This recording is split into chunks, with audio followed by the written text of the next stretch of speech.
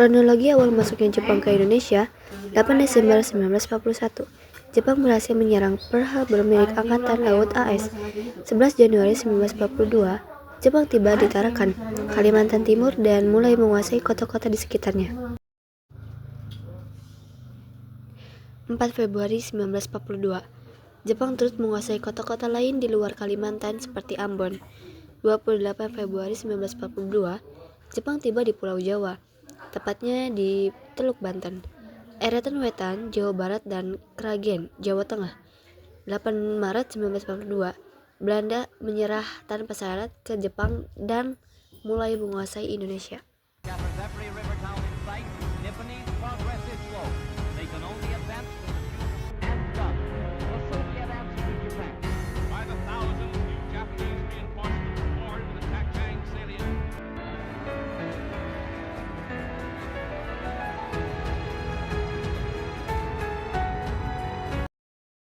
Setelah mengetahui sejarah awal masuknya Jepang ke Indonesia, lantas bagaimana sambutan rakyat Indonesia pada saat itu?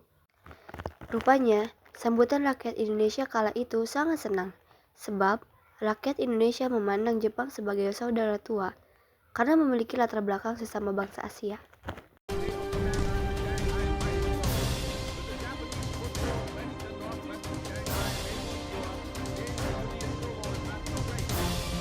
Rakyat Indonesia juga meyakini bahwa Jepang dapat membebaskan Indonesia dari kekuasaan Belanda yang menjajah selama ratusan tahun.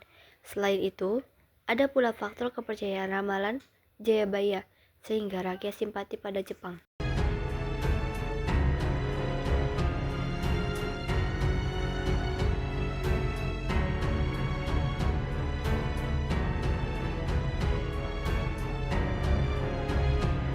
Di sisi lain, pemerintah Jepang juga menyebarkan propaganda berupa dukungan kepada rakyat Indonesia untuk merdeka, seperti membenci Belanda, memperolehkan berkibarnya bendera merah putih, dan memperdengarkan lagu Indonesia Raya. Dengan cara yang sama dan dalam tempo yang setingkat-tingkatnya. Jakarta, 17 Agustus 1945, atas nama bangsa Indonesia, Soekarno, Hatta. Jepang juga menyebarkan propaganda gerakan 3A, yaitu Jepang Pelindung Asia, Jepang Pemimpin Asia, dan Jepang Cahaya Asia. Propaganda ini seolah menekankan bahwa Jepang mendukung Indonesia sebagai sesama bangsa Asia. Tak ketinggalan, Jepang juga berusaha mencuri hati rakyat Indonesia dengan mendirikan berbagai organisasi seperti Putra, Jawa Hokokai, sampai Badan Penyelidikan Usaha-Usaha Persiapan Kemerdekaan Indonesia atau BPUPKI yang bertugas untuk menyiapkan hal-hal yang dibutuhkan Indonesia untuk merdeka. Jepang memberikan janji kemerdekaan kepada Indonesia sehingga menumbuhkan harapan di hati rakyat maupun para tokoh nasional.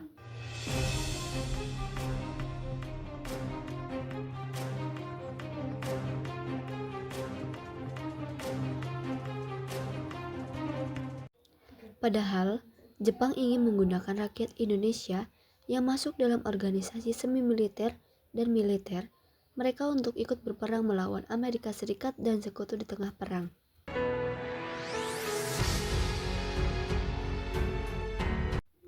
Dampak kedatangan Jepang ke Indonesia adalah 1. Bidang sosial. Masa penjajahan Jepang sejatinya hanya 3,5 tahun, tidak seperti Belanda yang mencapai ratusan tahun. Namun, kehidupan sosial rakyat Indonesia pada masa penjajahan Jepang justru lebih memprihatinkan. Contohnya, rakyat Indonesia dipekerjakan secara paksa atau rumusa untuk menyelesaikan berbagai proyek Jepang dalam rangka persiapan perang. Mereka tidak dibayar, tidak pula diberi makan, sehingga banyak yang mati kelaparan. Bahkan, Jepang juga merampas bahan pangan petani Indonesia untuk kepentingan militer mereka. Jepang juga mempekerjakan para perempuan Indonesia sebagai wanita penghibur. Mereka ditipu dan disekap di kamp-kamp tertutup.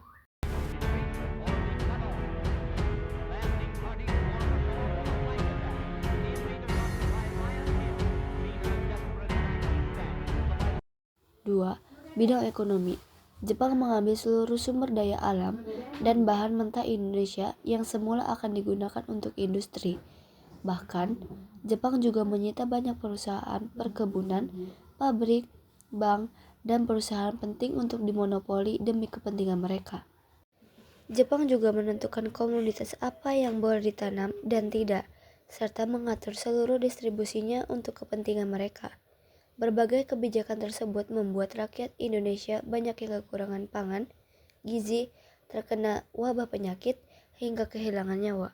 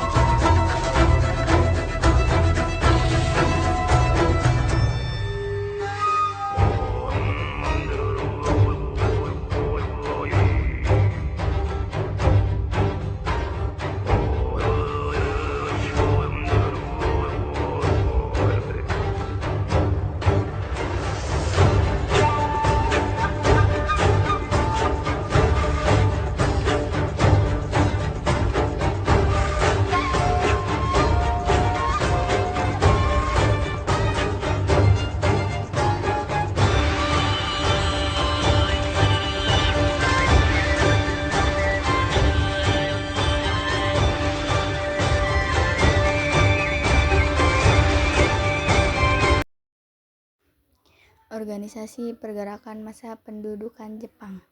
Organisasi Pergerakan Massa Pendudukan Jepang terdiri dari berbagai jenis, berdasarkan sifatnya. Ada yang bersifat pendidikan, politik sosial, semi-militer sampai militer. Organisasi-organisasi tersebut hadir untuk mendukung keseluruhan pemerintahan yang dijalankan oleh Jepang.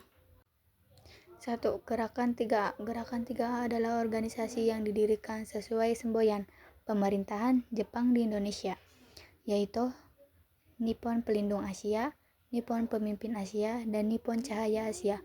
Organisasi ini didirikan pada 29 April 1942, bertepatan dengan Hari Nasional Jepang, yaitu hari kelahiran Kaisar Hirohito atau Tenkosetsu.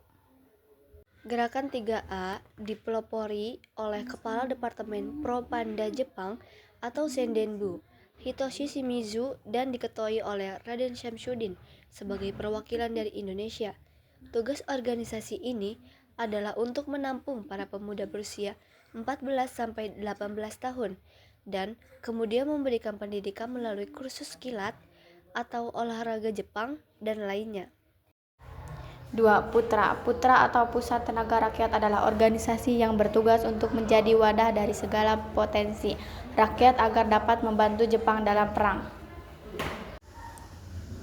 Organisasi ini memiliki fungsi sebagai propaganda sehingga Jepang memperbolehkan organisasi ini untuk menggunakan fasilitas seperti media pemerintahan Jepang, yaitu koran dan radio. Selain itu, Putra juga memiliki tugas untuk memperbaiki bidang sosial ekonomi masyarakat Indonesia. Putra dipimpin oleh 4 serangkai, yaitu Soekarno, Mohatta, Mas Mansur, dan Ki Hajar Dewantara. 3. MIAI. MIAI atau Majelis Islam A'la Indonesia adalah organisasi Islam pada masa pemerintahan kolonial Belanda, tapi kembali dihidupkan pada masa pemerintahan Jepang, tepatnya pada 4 September 1942. Organisasi ini menjadi wadah untuk silaturahmi, dialog, dan musyawarah hal-hal yang menyangkut kehidupan umat.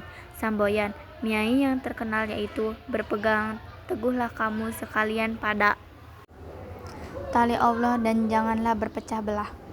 Jepang menghidupkan kembali MIAI karena dapat menghimpun masyarakat, khususnya kalangan muslim yang diharapkan dapat dimobilisasi untuk keperluan perang.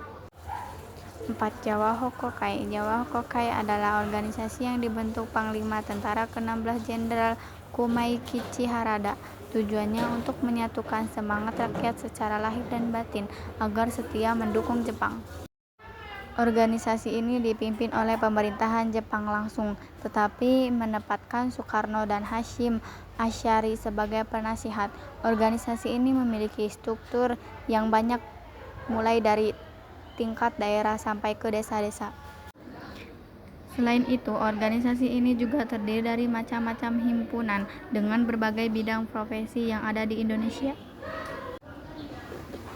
Berikut organisasi pergerakan masa pendudukan Jepang yang bersifat semi-militer seperti 1. Seinendan. Seinendan atau Barisan Pemuda adalah organisasi yang didirikan untuk membantu pertahanan di daerah. Organisasi ini dibentuk pada 9 Maret 1943. Organisasi ini menyasar kalangan muda khususnya yang berusia 26 atau 35 tahun. 2. Keibodan. Keibodan atau Barisan Pembantu Polisi adalah organisasi yang dibentuk pada 29 April 1943. Tujuannya untuk membantu tugas-tugas polisi seperti menjaga lalu lintas dan memelihara keamanan desa. Organisasi Keibodan berisi anggota yang merupakan pemuda berusia 26 atau 35 tahun di Sumatera. Keibodan dikenal dengan istilah Bogodan, sedangkan di Kalimantan disebut Boneokonan. 1. Lokokudan. 3. Fujiankai. Fujiankai atau Barisan Wanita adalah organisasi bentuknya Jepang yang bertugas untuk membantu pemerintahan dalam perang melawan sekutu. Namun anggotanya merupakan kalangan wanita dengan usia 15 tahun ke atas. Organisasi ini dibentuk sekitar Agustus 1943. Tak hanya membantu bidang semi militer, Fujiankai juga bertugas untuk melanggar pendidikan, kursus dapur umum, dan pertolongan pertama. Anggotanya diwajibkan bekerja tanpa upah, bahkan Jepang menggalang dana dari para anggota. 4. Sushintai atau Barisan Pelopor. Sushintai atau Barisan Pelopor adalah organisasi pemuda pertama di masa penjajahan Jepang yang dibimbing atau diketahui langsung oleh para kaum nasional Indonesia. Organisasi ini dibentuk pada 1 November 1944 dan dikenal juga sebagai Barisan Benteng pada era pasca kemerdekaan.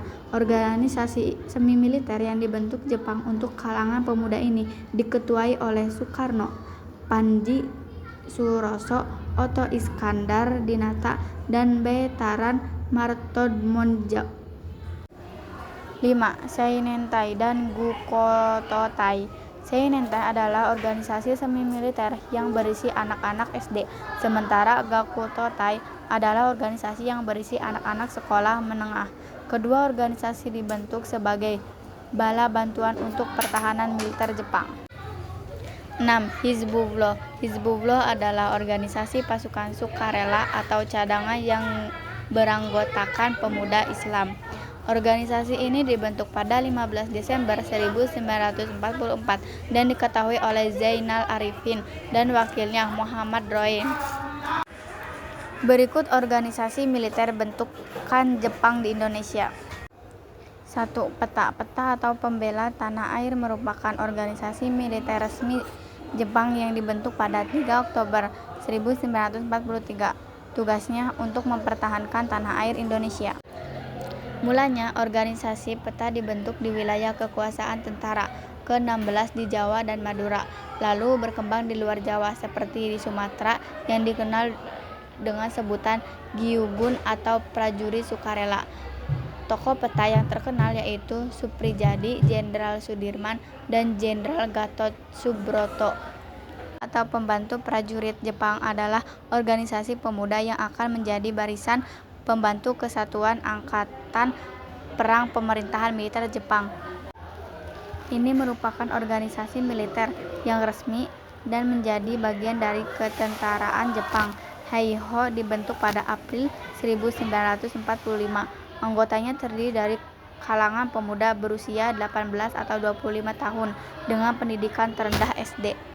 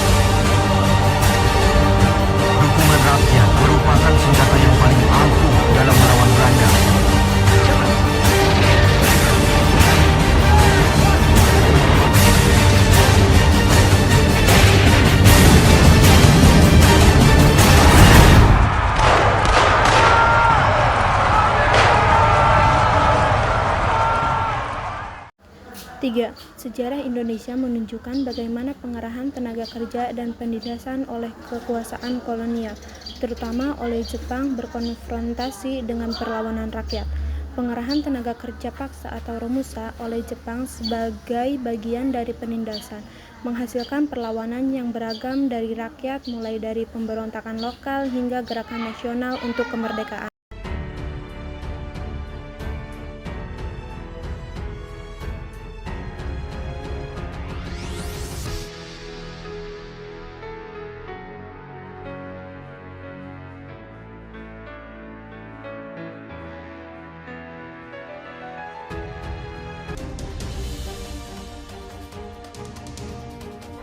Pengerahan dan penindasan romusa. Jepang menerapkan kebijakan romusa, memobilisasi rakyat Indonesia untuk bekerja secara paksa dalam pembangunan infrastruktur dan proyek militer. Ini merupakan bentuk penindasan yang nyata karena rakyat tidak diberi upah yang layak dan diperlakukan sebagai tenaga kerja budak.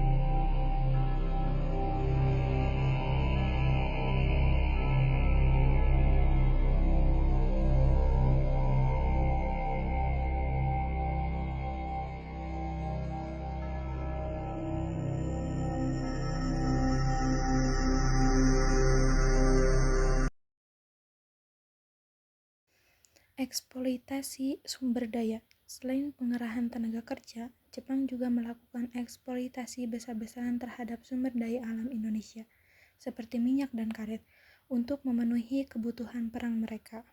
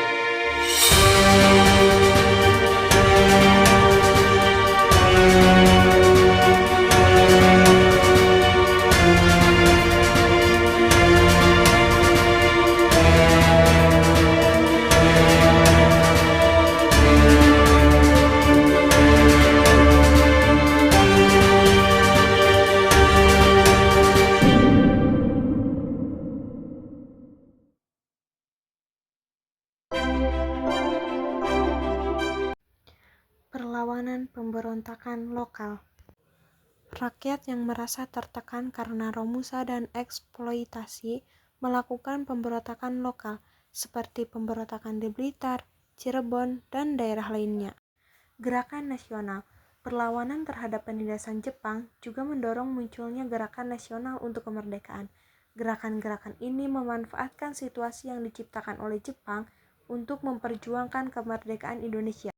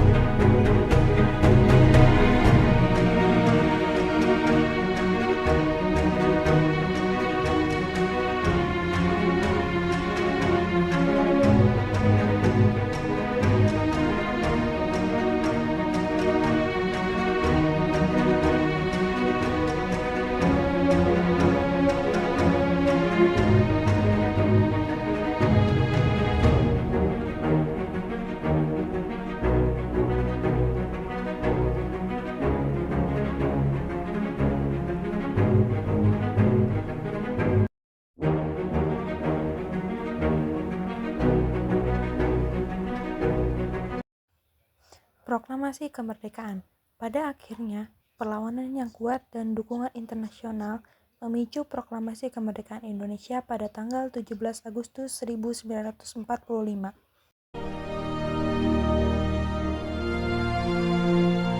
Proklamasi. Kami, bangsa Indonesia, dengan ini menyatakan kemerdekaan Indonesia.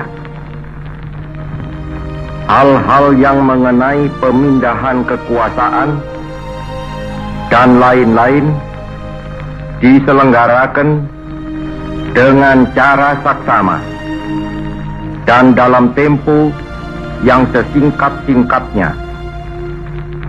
Jakarta, 17 Agustus 1945, atas nama bangsa Indonesia, Soekarno, Hatta.